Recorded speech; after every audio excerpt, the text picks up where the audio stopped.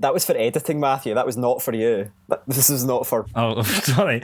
I'll completely ignore it and pretend it didn't happen. Right, what do we need? We need a cold open. Can we finally stop referencing the fact that we're going to do a cold open at the beginning? No, I like the self-referentiality. I like it's the meta. The meta-ness. So I think that will do for one. Cue the sultry music.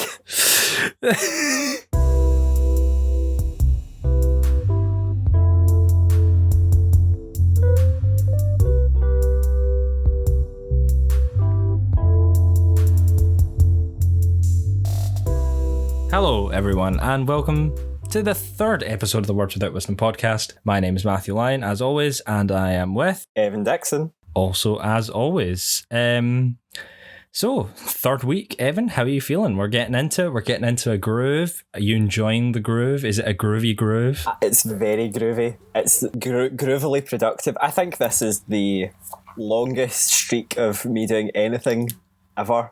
I don't think I've ever maintained something for 3 weeks. That's impressive. Well, we're all very proud of you. We know that you'll do great things in the future with your 3-week streak of working. Now, speaking of your own productivity, I wanted to ask you about something that I noticed on the Google Drive for our podcast. We have a Google account that we run everything from on the podcast, and it has a Google Drive account attached to it, obviously. And I was on there the other day doing some audio things, getting the audio, whatever it was I needed to do, and I noticed a spreadsheet. And he's laughing because he knows what I'm about to say. And it appeared to be a very detailed spreadsheet in relation to the hot or not segment, with formulas and expressions and graphs detailing aspects of the hotness of the members of the Senate and other places that we've covered so far. So what the hell? I'm a big fan of data management, or data. How do you pronounce it? Data. It's British is data, American is data. I don't really know. I'm not really sure. So, I created this spreadsheet, or this series of spreadsheets, I should say, which tracks not just the politicians that we talk about on this show, but also their party affiliation, the state that they represent, their age, their state of incumbency, whether or not they're still in office, as well as their political leanings, and then their overall attractiveness rating, which is marked on 3 criteria, and that is looks, charm, and policy out of 5, and then aggregated together to create a percentage. So I think this is a good way to talk about this week's hottest politician. Just before we get onto that, I want to I've got it up here, and obviously, if you listen to the first and second episodes so far, we've covered Bill Nelson.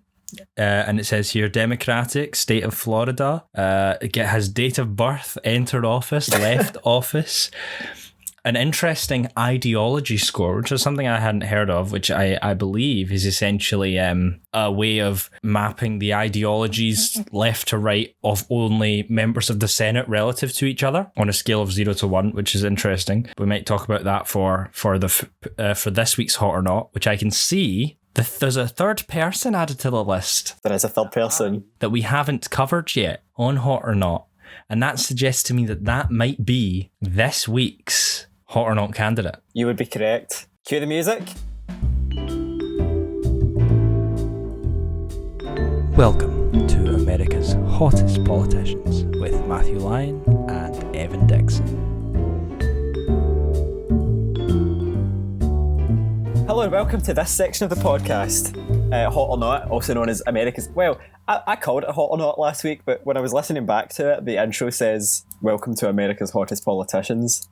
So it changes every time we say it, don't worry. Fluid. It's not consistent. No. So today's candidate for Hot or Not has been a senator for the state of Vermont, the junior senator for the state of Vermont, since 2007. He is, according to govtrack.us, the most left-wing member of the Senate. He previously served as a member of the House of Representatives and mayor of Burlington. It is, of course, none other than Senator Bernard Sanders, colloquially known as Bernie. Stand up and give him a clap. That's what we like to see. We've covered a member of the Democratic Party. We've covered a member of the Republican Party. I thought it would only be fair that we cover someone independent, like Senator Sanders. Mm-hmm. So, in terms of the criteria that he's being marked on, for looks, he only gets a 3 out of 5. Does not get the maximum, which may be due to the fact that he isn't a skeleton. So, not quite there yet. But give me 10, 20 years and I may come round to my senses. Charm, he gets a 4. Only 4? Well, possibly he doesn't have the southern twang that Bill Nelson has, that I think just tips him to the 5 column. The southern twang. I would say Bernie Sanders is one of the most charming members of the Senate. And in terms of looks, I'm with you there. It's almost kind of uncomfortable to put him anything above a 3 on looks, because this might be hot or not, but he's an old man. It's quite creepy. He's more of a sort of, you want to sit him down and scruffle his hair, not so much penetrate him in any way. No. And for... I shouldn't have said that. That was bad. That was bad. And for policy, in the policy column, he gets a 5. Of course he does. He gets a 5 because, I think that's the way a lot of people lean in Scotland. I think he is someone who is quite radical for US standards, but for Scottish standards, I think we can do nothing more than respect him. And that gives him an overall average hotness quotient of 80%. 80%, which, if I'm reading it correctly, is the highest overall rating so far on this spreadsheet. Out of the 3 gentlemen that we've covered, in comparison with Senator Nelson's 73%, and Senator Hawley's 53%. This currently puts registered independents as the hottest average party affiliation. And it also makes Vermont... Well done to independents. Also makes Vermont the most attractive state on average. Mm-hmm.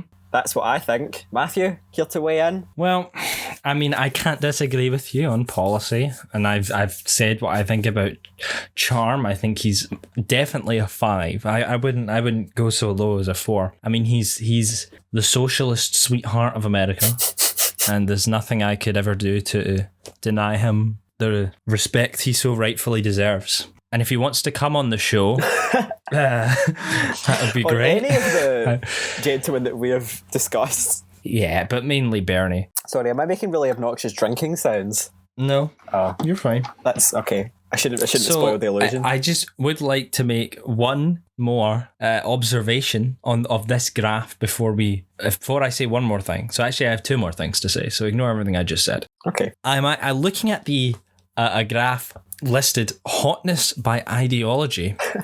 We can see that according to the percentages generated by the chart, hotness increases as you go further left on the political ideology scale. Which has kind of shattered everything that I used to believe about myself. Mm-hmm. But, these 3 may be the outliers, the exceptions to the rule, rather than the rule itself. This is not a large enough data set to make any conclusions as of yet, but we will see what happens. Until we do all of the male members of the Senate. Everyone. And the House of Representatives, governors, presidents, cabinet officials. Judges. Yeah, the Supreme Court, the whole shebang. And then we go to state legislators and... George Wallace. Oh yeah, long dead southern governors. Well, eventually we'll go all the way back to John Adams. Yeah. And Alexander Hamilton. The powdered wigs. George Washington. The powdered wigs really do something for me. Just, in the feels. Okay.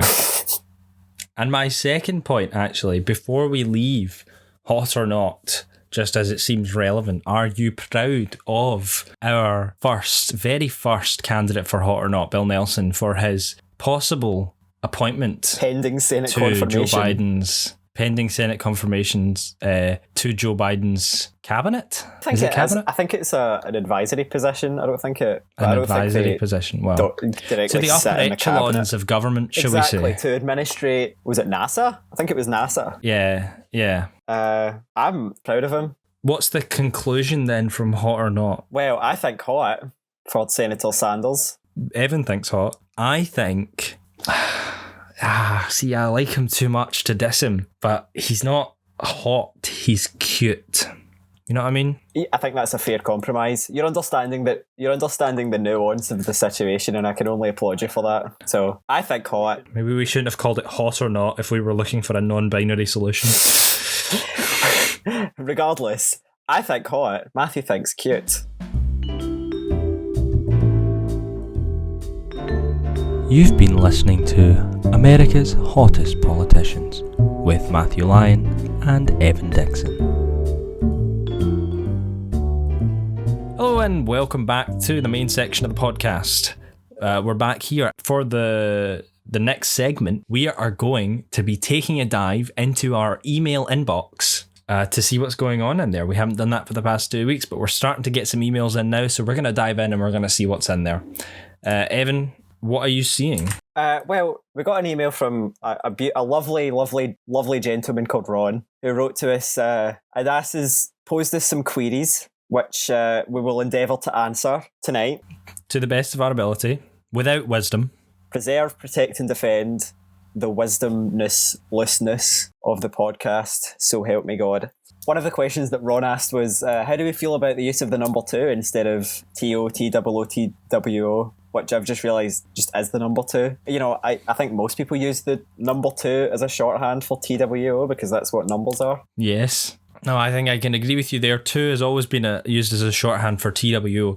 But personally, in terms of for TO and TOO, I always like to... I'm not really a huge fan of shortening of text messages or emails or Twitters or whatever tweets or whatever it is you're doing. I'm sort of always a proponent of extending grammar rules to and correct spelling, etc., to the internet and to less formal messages, just because that's kind of how I am. But I do accept that it's not an invalid way of speaking or of typing, sorry, because I there's a really interesting Tom Scott video on this. We're going to promote other channels here, but Tom Scott did an excellent video on internet language and internet typography, and how if your parents tell you that, or boomers tell you that typing shorthand in text is being lazy, you can tell them to shut up and watch Tom Scott video, because it's actually a whole different language and way of speaking, and I think that's super interesting. Yeah. So yeah, if you want to use 2, use 2. I mean, the whole point of language is to communicate ideas, isn't it? So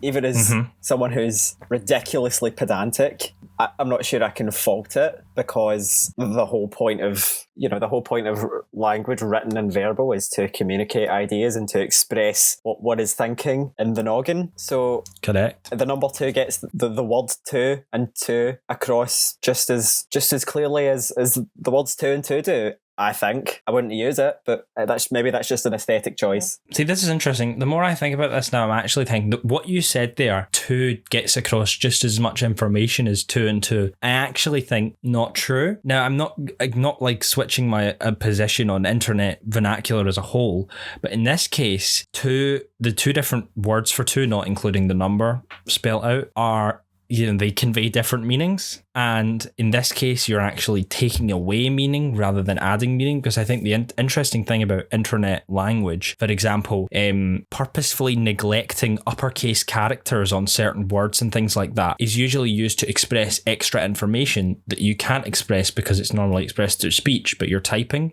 This wasn't such a problem with books and before the internet, because most of these things were usually written in a more formal way. Yeah, so using different text can lower increase amount of information. It can convey sarcasm, it can convey humor, it can convey sadness, etc., etc.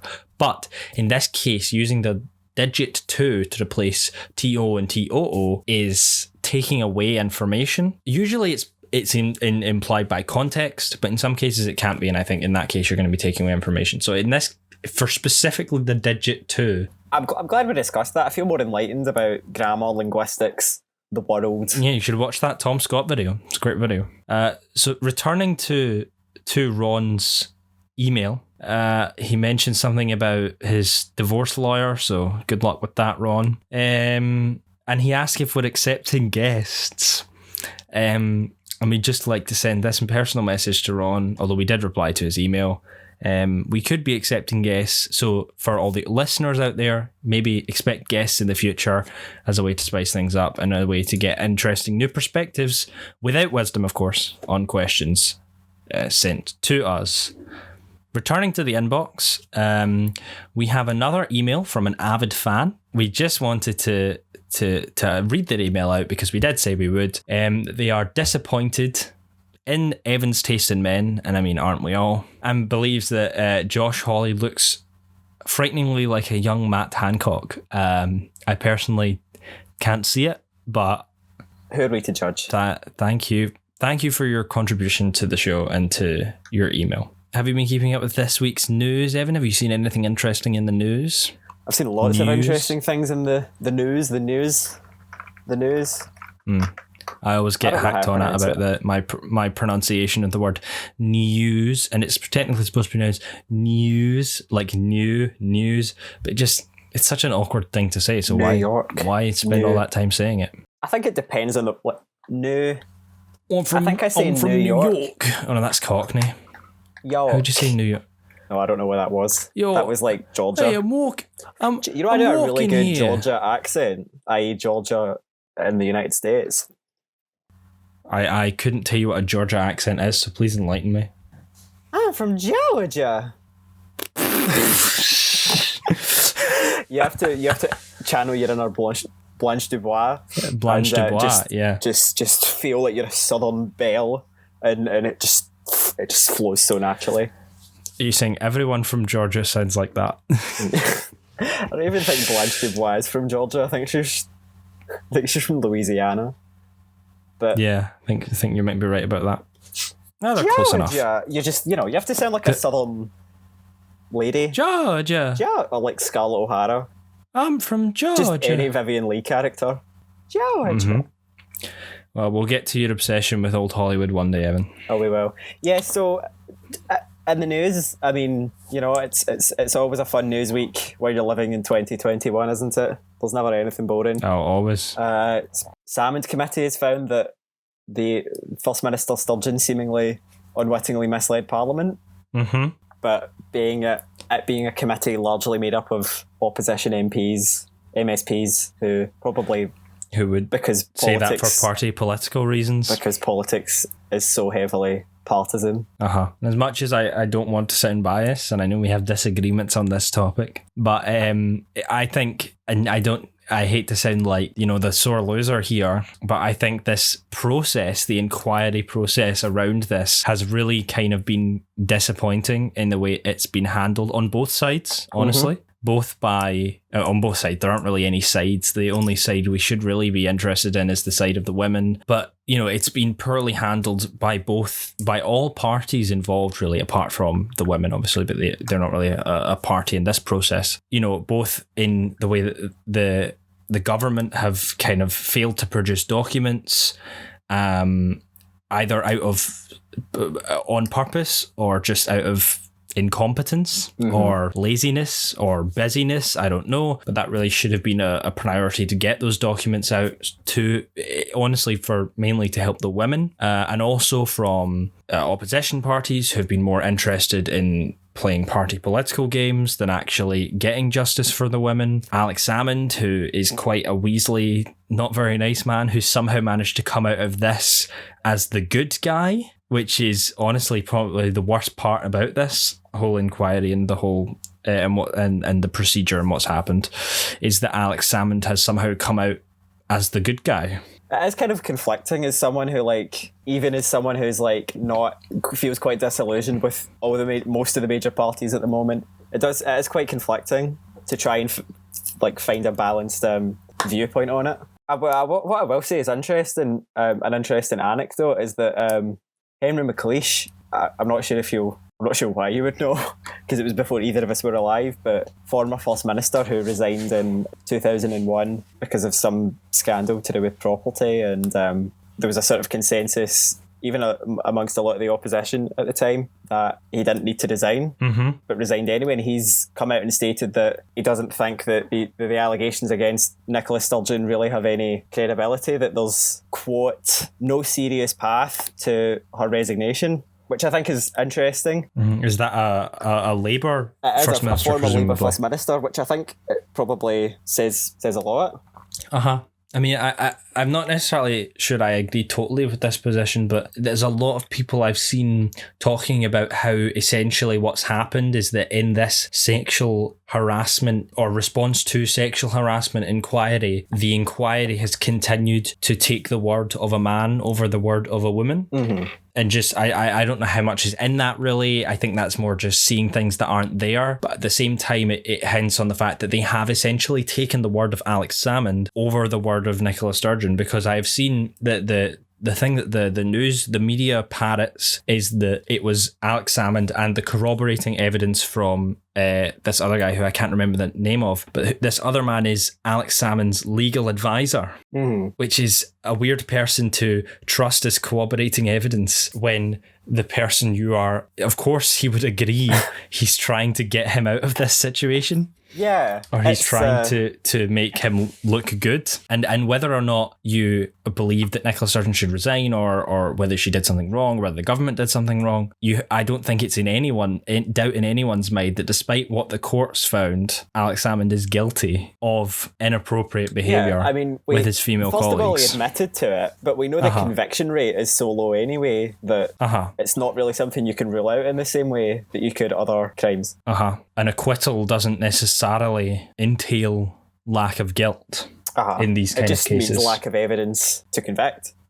Or lack of willing to convict. Well, yeah. So that's essentially my position on it, that I kind of doubting myself on this, because I'm thinking to myself, if this were a Tory Prime Minister or a First Minister or whatever, would I ask them to resign? Would I be like, oh, of course they should resign, they've done this or done this? Or am I simply seeing these holes in the inquiry and the leaks and all that just because I want Nicola Sturgeon to stay, because I think she's been a good spearhead for independence and for the SNP? I'm kind of unsure of myself in that way, but overall I'd say I don't think she should resign, mainly from a party political election reason, because there is an election coming up. Yeah. And I think that would really damage. Well, I think that's probably what a lot of the opposition want, is to try and fracture.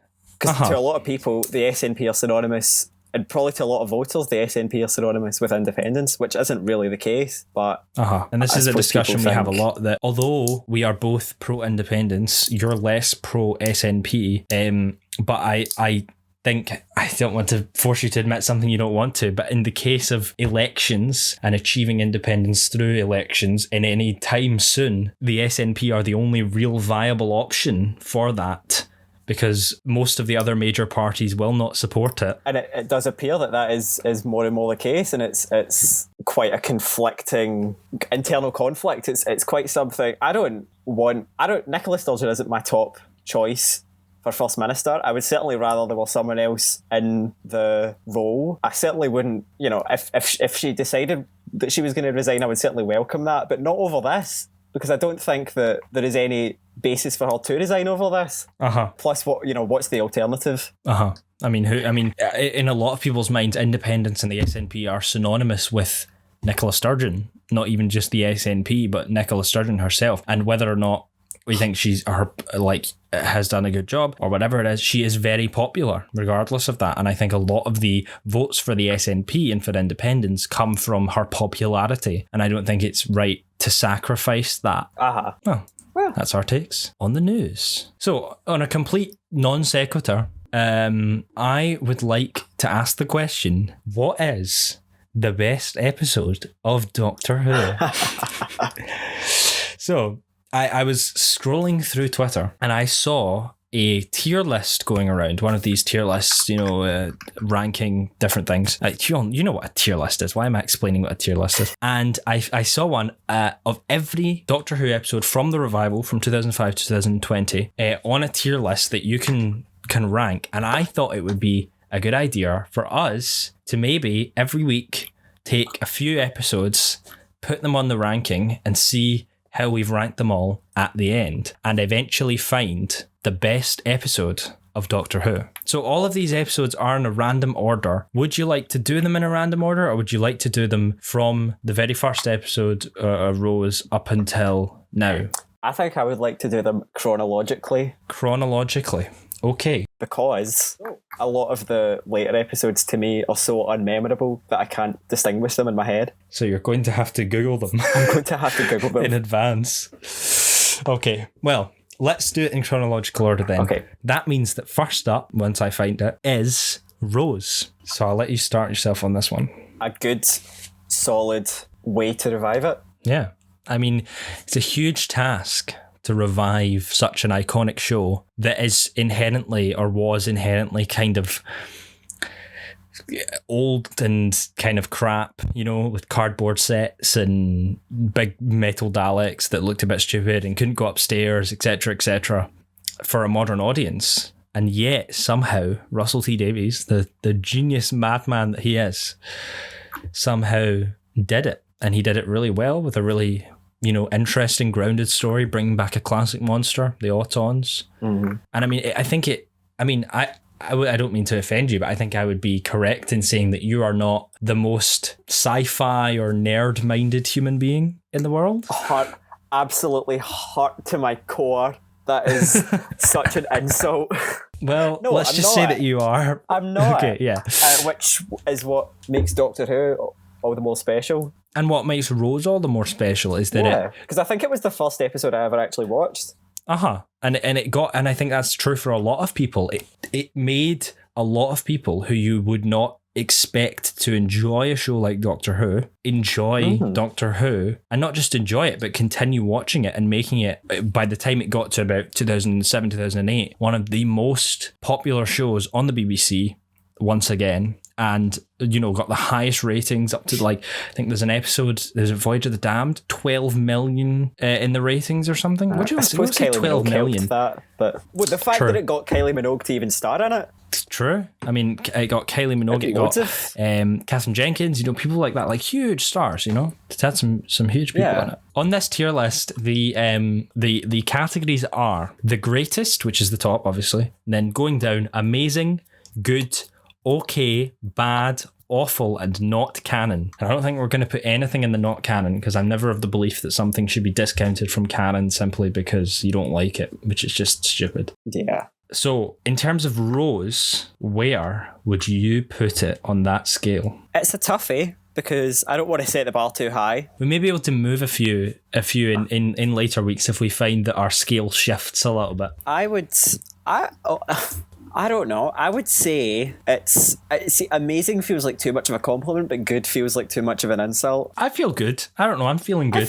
I'll go with good. It's a thoroughly solid episode. Yes. Yeah. You know? Comparatively, maybe not among the upper echelons, but a solid in terms, start. There have been some revival. Yeah, it's a good is not to say that in any way that it's less than. Yeah, good always. I always find this with rating systems, especially star ratings, like 5-star ratings. You get 5 stars, which is like best of the best. 4 stars, which still feels like really good, and then as soon as you go below 4 stars, it just feels bad, even though it's still greater than 50%. Yeah, you know? Like 3.5 stars feels like a bad rating.